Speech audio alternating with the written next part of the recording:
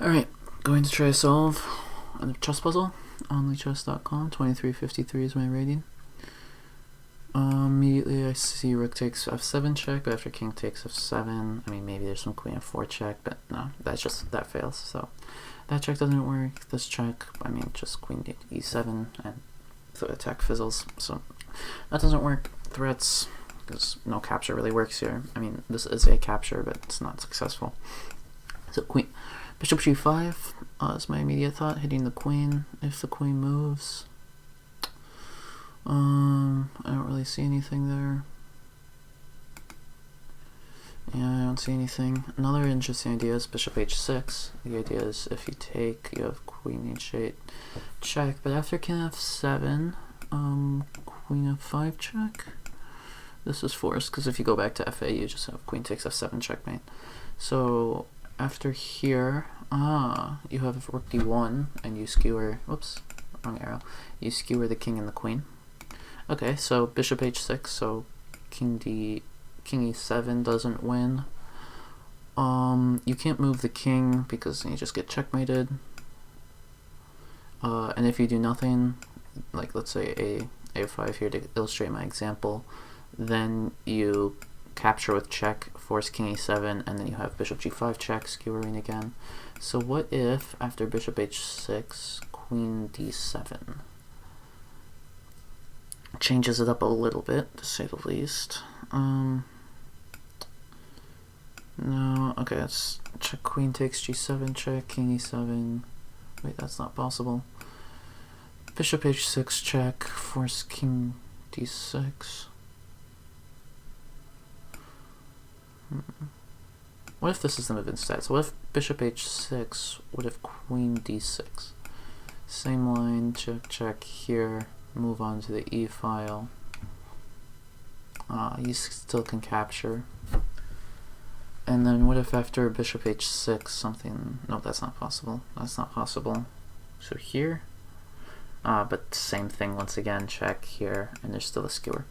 Okay, so no queen move works. What if bishop h6, we already discussed capture, that doesn't work, right? Yep, capturing doesn't work, yep, I went through that line already. So bishop h6, what if something like rook e7, trying to give, after the check you can go here, but after here, check, it's the same situation. Yeah, I think every line bishop h6 wins and you just win the queen, so let's go for it. Yep, after takes, we already calculated this line, queen h8 check, followed by queen f6 check, and just to show, if they go king d7, you have rook d1 check, and then after king c6, you have rook takes d8, and you're winning the game because you're just up a queen. And let me see if there's any better move here. Yep, no, that was right. That was the right line. Alright. Awesome. Alright, that was one Lichess game. I don't care about solving quickly. Just remove ads. That's gonna be, who cares? I'll cut that out. There's an advertisement on the side of the screen, but I can just edit that out. So I was immediately thinking, what if I force rook h8 check, and then after king takes h8, bishop takes g7 check, but here it's just a losing endgame, so that doesn't work. I can play rook g1. What I'm kind of concerned by is after taking, and then they move behind, I think that's a winning endgame. Okay, so rook g1, most resilient rook a7. I feel like you can just walk up the king.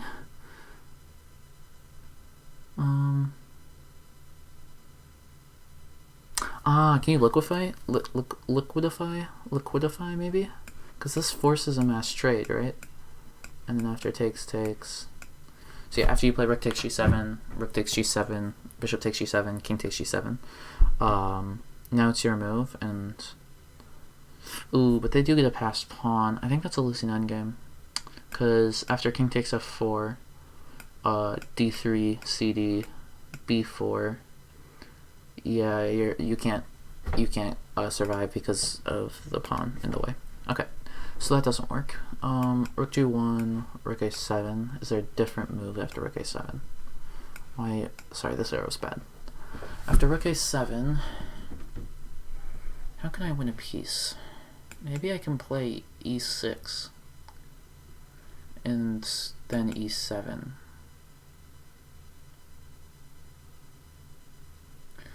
If I play e6, force something that doesn't work,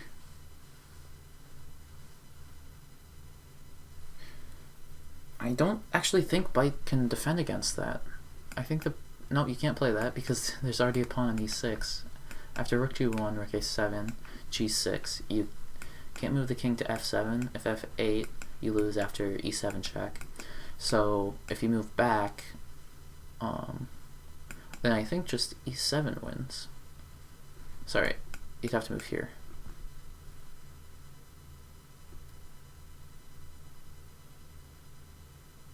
After e7,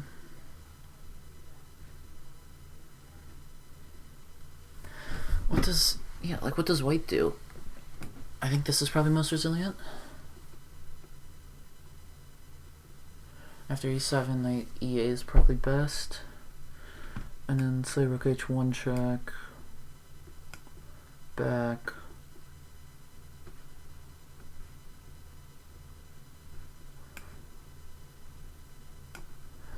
Rook h8.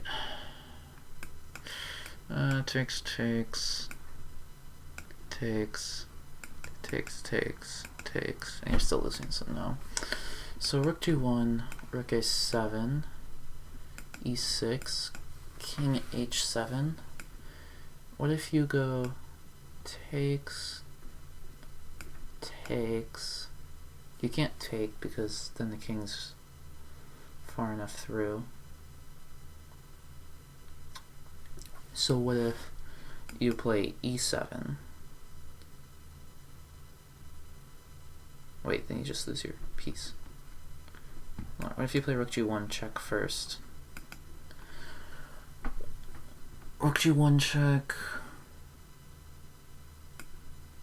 Probably something like this. e7 doesn't work. Okay.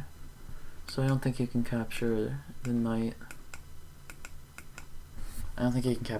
So after king a7, e7, knight e8.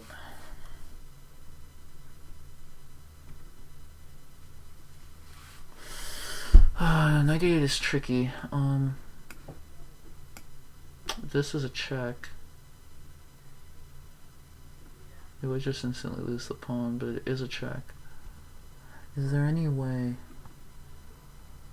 I was thinking maybe I could attack the rook on a7 with my bishop, but there's no way because this is defended, so that doesn't work. After rook g1, rook a7, rook g1, rook a7, e6, king a7. What if I play rook takes first?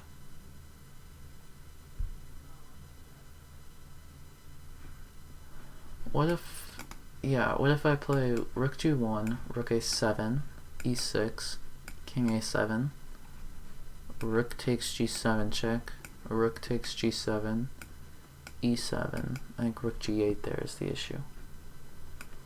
And I can capture, but it's the same thing. Here, push, and well, actually,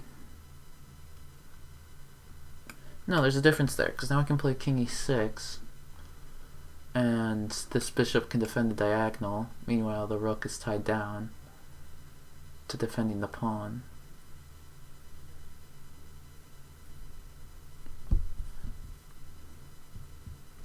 e7, rook a8. And also, black's king is cut off. Wow! This is the coolest 1882 puzzle I've ever seen. Because white's king is going to be here, and my king is going to be here, and black's rook is there. So it'll take multiple moves. Like, he'll have to play rook a8 followed by this. If he does that, then I just kind of win the game with my extra pawn, maybe? Maybe not, because you can go here,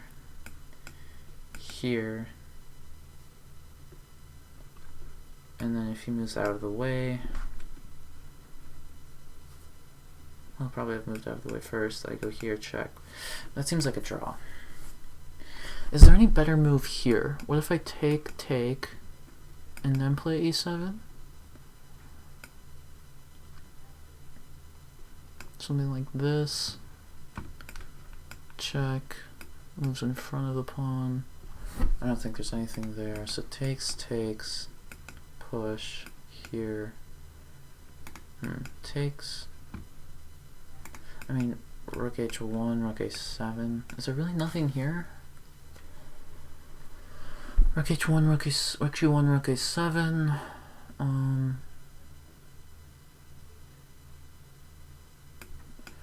Go take,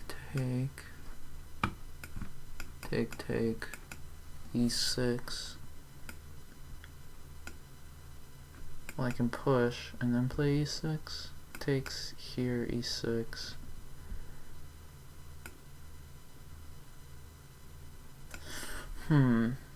Maybe in that endgame I can win because black has to save a tempo to defend the pawn. So after the mass whatever, however you pronounce the word, you take the pawn. Black goes here, takes, push, and then you push your own pawn. Push here, back. No, none of that works. None of it works.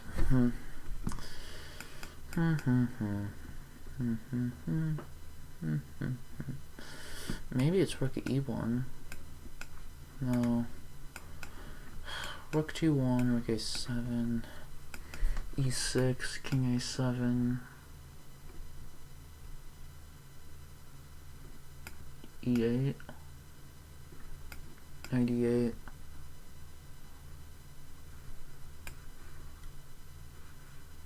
rook h1 check, ooh, rook h1 check, here, but the issue is that you can just take with the knight, or just not take at all. It's almost good.